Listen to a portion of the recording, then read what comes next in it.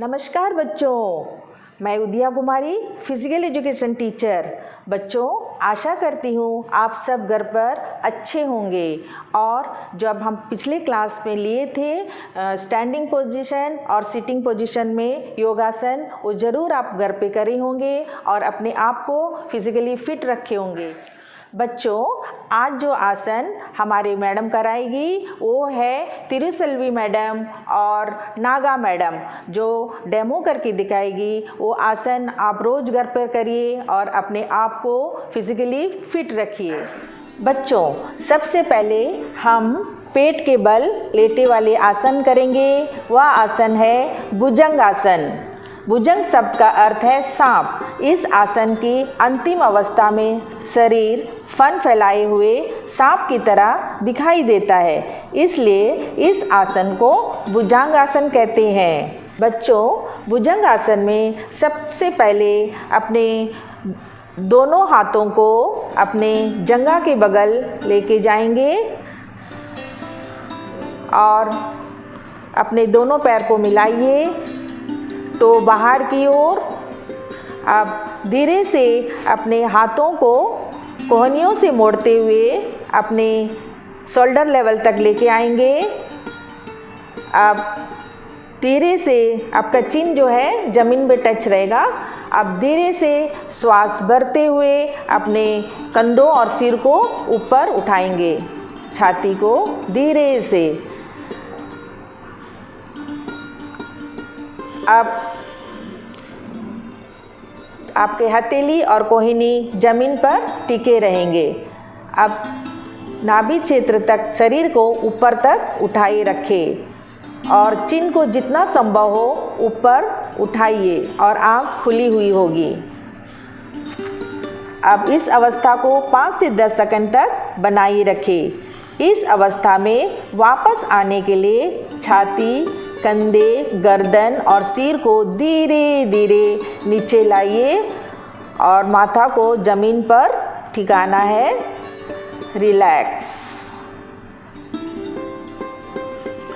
इस आसन से रीढ़ की हड्डी को लचीला बनता है या पेट के आंतरिक दबाव को बढ़ाता है और आंतरिक अंगों, लीवर और किडनी के लिए लाभदायक है। यह शरीर और मन दोनों को आराम पहुंचाता है। अब जिसको पेट में अत्यधिक दर्द है और हृदय रोगियों को इस आसन को नहीं करना चाहिए।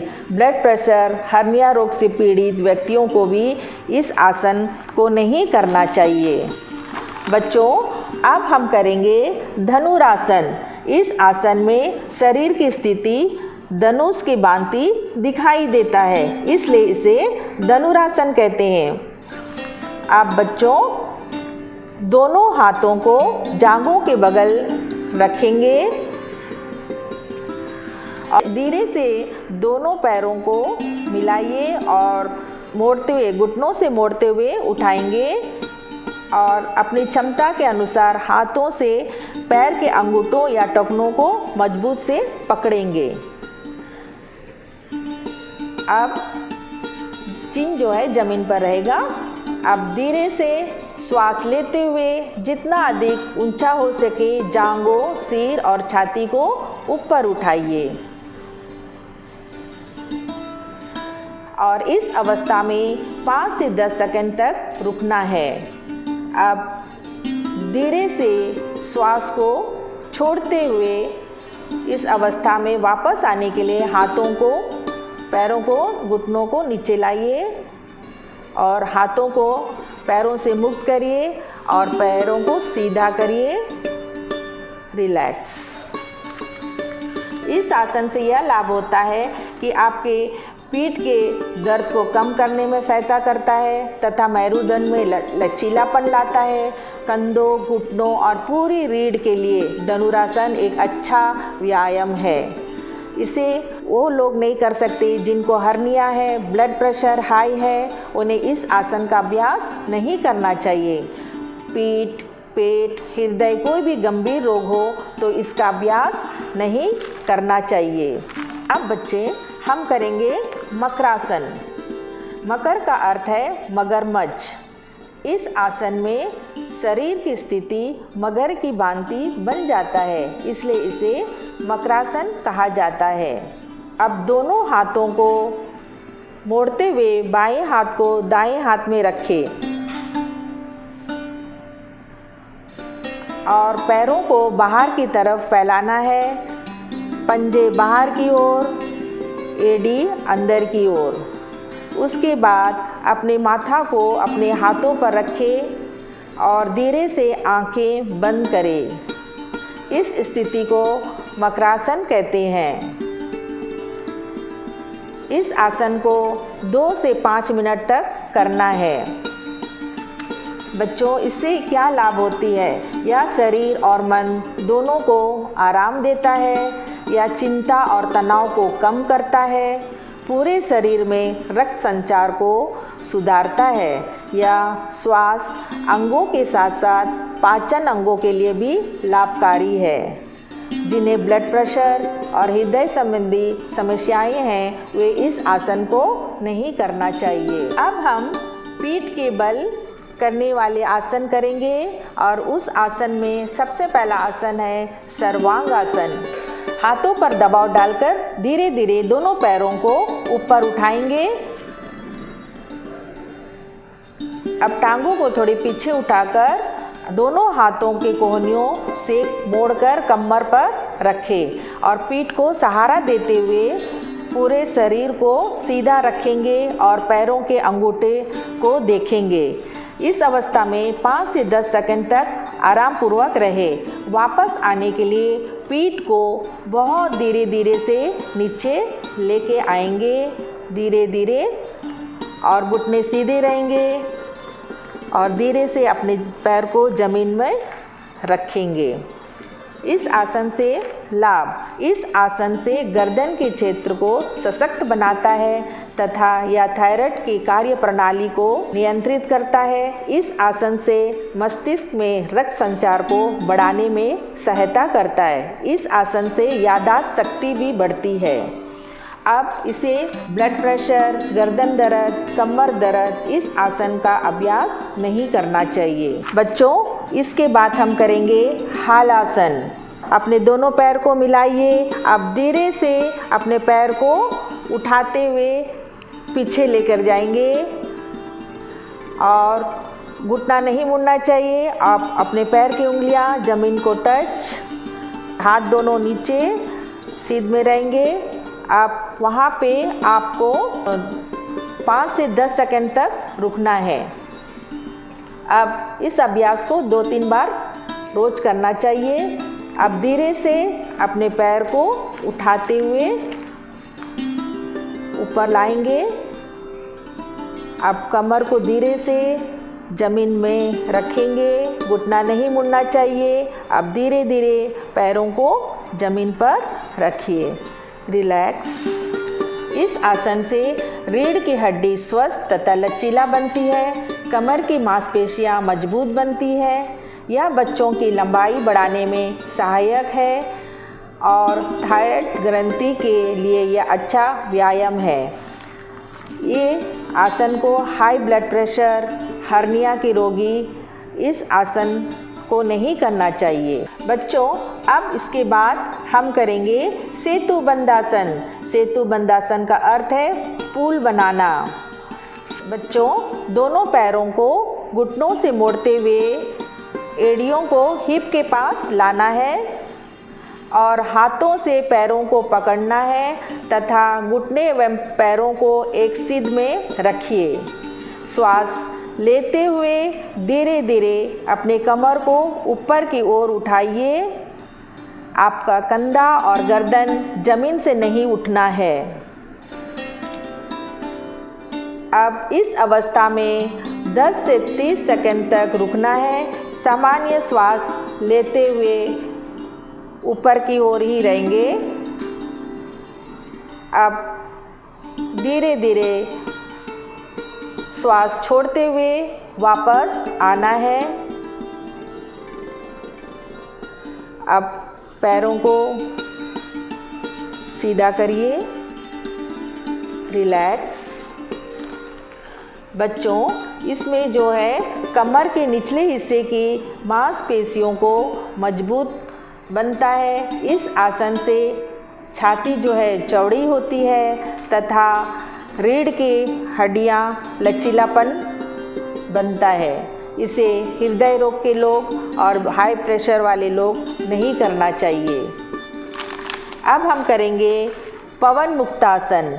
पवन शब्द का अर्थ है वायु और मुक्त शब्द का अर्थ है छोड़ना। यह आसन पवन मुक्तासन इसलिए कहलाता है क्योंकि यह पेट और आंतों में फंसी हुई पाचक गैस को निकालने में मदद करता है। टांगों को आपस में मिलाइए, हाथ बगल में। अब धीरे से श्वास लेते हुए दोनों टांगों को घुटनों पर मोड़कर छाती के ऊपर ले जाइए। अब दोनों हाथों से घुटनों को जकड़कर उन्हें पेट पर दबाना है। श्वास बाहर छोड़ते हुए सिर को उठाकर चिन को घुटनों से टच कराइए। वहाँ कुछ समय तक इस स्थिति में रुकिए। फिर सिर को वापस ज़मीन पर ले जाइए।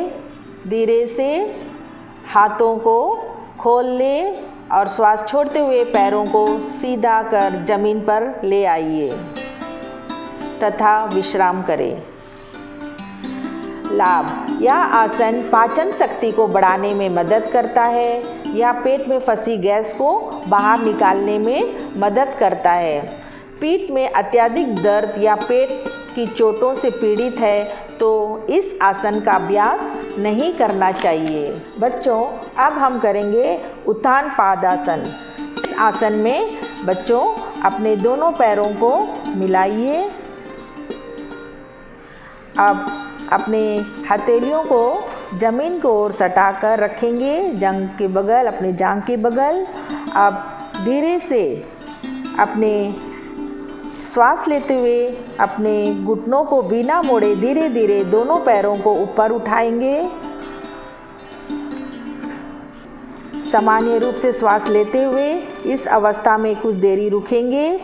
अब पंजे जो है बाहर की ओर खोलेंगे। अब धीरे धीरे श्वास छोड़ते हुए अपने दोनों पैरों को नीचे ले आइए और ज़मीन पर रखें। रिलैक्स।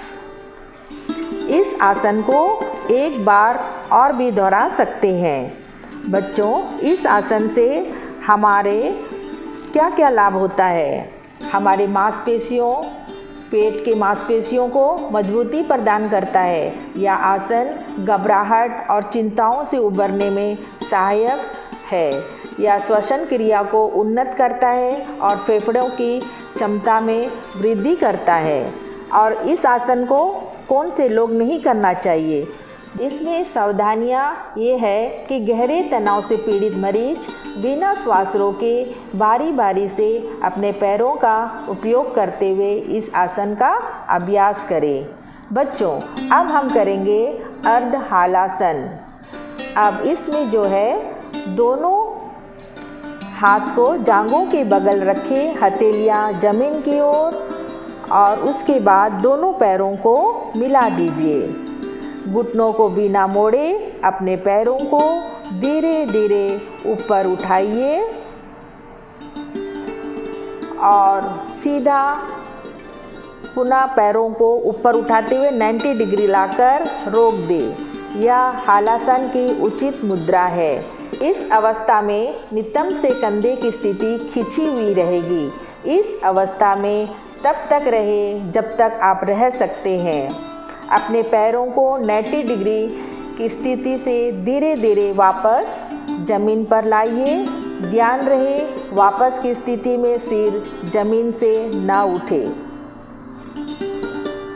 रिलैक्स।